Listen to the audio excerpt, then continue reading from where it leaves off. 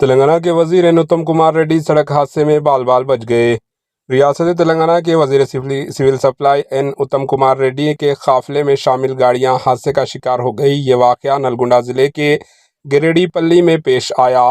रियासती वजीर हुजूरनगर से जानपहाड़ जा रहे थे कि अचानक उत्तम कुमार रेड्डी के काफिले की 6 गाड़ियां आपस में टकरा गई।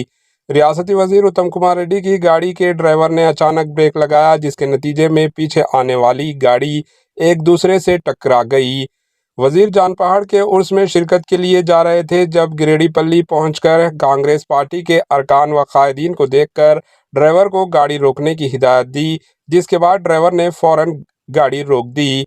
इसके बाद काफिले के बाकी गाड़ियां एक दूसरे से टकरा गई। इस हादसे में किसी भी शख्स को कोई नुकसान नहीं पहुंचा, जिस पर तमाम ने राहत की सांस ली। Bureau report, AHN news.